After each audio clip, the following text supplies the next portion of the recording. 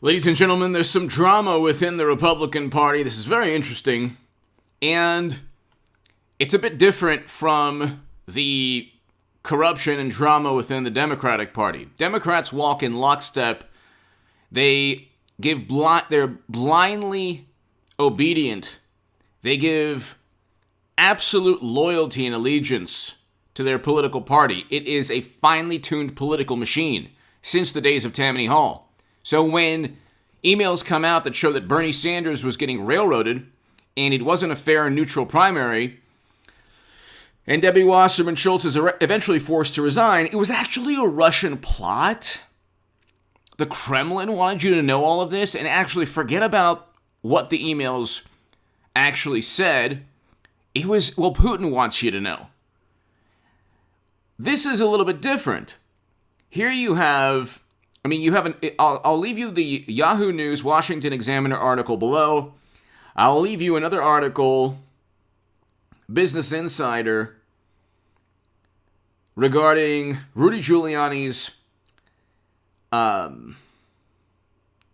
alleged statement to a top Republican attorney, a top RNC lawyer, who questioned the legal expertise or the legal advice of Trump's team at the time, including Jenna Ellis. And Jenna Ellis is now resigning from the Republican Party. And there is a rift between Ronna McDaniel and Jenna Ellis. So she just announced the fact that she's leaving the Republican Party, Jenna Ellis is, and called on RNC Ronna McDaniel and other members to resign now to create a clean slate, adding she would not return until they do. So here's the problem. There was an email here's the issue. Hit subscribe to this channel, by the way. Hit subscribe to H.A. Goodman's other channel below. We are almost at 183,000 subscribers, ladies and gentlemen. Tell your friends, tell your family, anyone who might enjoy my work or my viewpoints, my thought process, my writing. Tell them about H.A. Goodman on YouTube. And I am going to have a live stream tonight at 10 p.m. The live stream last night was fantastic. We had 1,000 viewers the other night. We had 500 plus last night. So it's turning out to be one of the best political live streams in all of YouTube in the evening. So 10 p.m. Pacific tonight, be here. Here's the issue. Here's what's going on. President Trump's legal team and the Republican Party's attorneys perhaps didn't see eye to eye. And this probably won't happen, hopefully will not happen after 2022. It can't happen in 2024. But what should have taken place is the following. The Republican Party, President Trump shouldn't have had his own legal advisors. It shouldn't have just been Rudy Giuliani and Jenna Ellis. I'm not 100% sure if they were associated with the Republican National Committee, but the RNC should have backed Trump. Republicans should have backed Trump from the very beginning. There should never have been a Jeff Sessions in the Justice Department. It should never have taken place. Anyone who doesn't fall in line in the Democratic Party, anyone who has critical thinking skills, is labeled as a Russian operative or paid by the Russians. It's a mindless, vapid, absurd spin, like public relations stunt. It's actually the definition of propaganda. You're blaming another country. You're blaming another country for your failures. And you're blaming others for the sins that you've committed as a political party. Then you say, oh, Trump lies the most. Oh, my God. It's the post-truth moment. And so, getting back to getting back to the emails that came out, there was no coordination, or very little coordination, between the RNC and Trump's legal team. The Republican Party, when you have people like Kinzinger and Cheney who voted alongside President Trump 90% of the time, you can go to 538's vote tracker, tracking Congress in the age of Trump. They voted alongside President Trump 90% of the time. Okay, don't say you oppose the Orange Menace if you vote alongside him or you support him 90+% of the time in Congress. Even Mitt Romney supported Trump 75% of the time, something like that.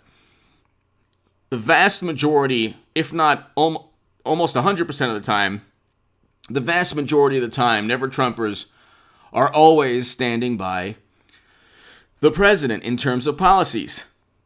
They've convinced themselves that because his personality isn't as diplomatic as the traditional Republican, he says what he feels, and he's unique in that respect. He's not this lifelong politician, and he has no reverence for government. He doesn't care about the same norms and traditions that have fostered or have perpetuated never-ending counterinsurgency conflicts, or the justification for never-ending perpetual military conflicts. He's the one, it's Trump who negotiated a deal to get us out of America's longest-running military conflict. That if Biden, hopefully, he follows through with Trump's negotiated deal, which we should have already been out by May 1st, 2021. That's when President Trump negotiated the deal. See, that type of thing would not have happened with a lifelong politician, because that person would be afraid of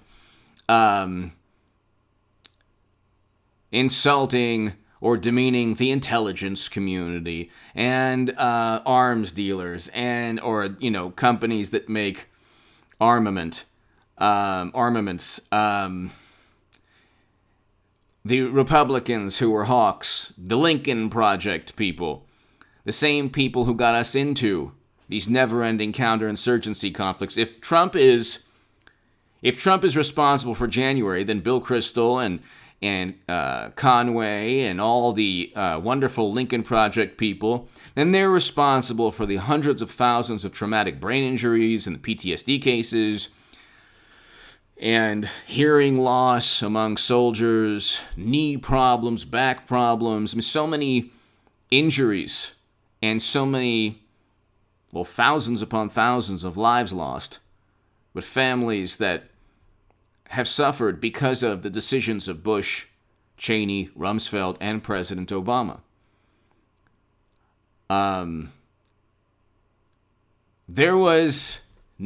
Trump never had Republican support. We don't have an actual functioning political party called the Republican Party. It's not a functioning political party. It's barely hanging on, or it's barely functioning, I should say. You have Mitch McConnell, who... Mitch McConnell. He's there to just oppose Democratic policies, but you have a Republican Party that's petrified of media. You have people like Mitt Romney and Kinzinger and Cheney who have this fantasy that Bush will come back. That'll never happen. They have this fantasy that Mitt Romney will come back. That'll never happen. The Paul Ryan Republican does not exist anymore. Simply does not exist. Traditional Republicans will not get 74 million Americans. They probably wouldn't even get 60 million Americans, which is, I think, what Mitt Romney got. And that was with a media that was completely different. The Washington Post and the New York Times wasn't completely in the tank for the Democratic Party back then. It was only 9 years ago. Journalism in 2012 was infinitely more objective than it is now. And the Republican Party was 100% behind Mitt Romney. Now you have Republicans who have stabbed the Orange Menace in the back every single day for 4 years, including last November, to an extent. Possibly. And a media that is basically an extension of the Democratic Party. So the attorney basically denies what Jenna Ellis is accusing him and the RNC of. But at the end of the day, the Republican National Committee never really backed Trump. The Republican Party never really backed Trump. If they did, they would never have allowed the Mueller probe. Give me your thoughts below. Hit subscribe right now. Thank you.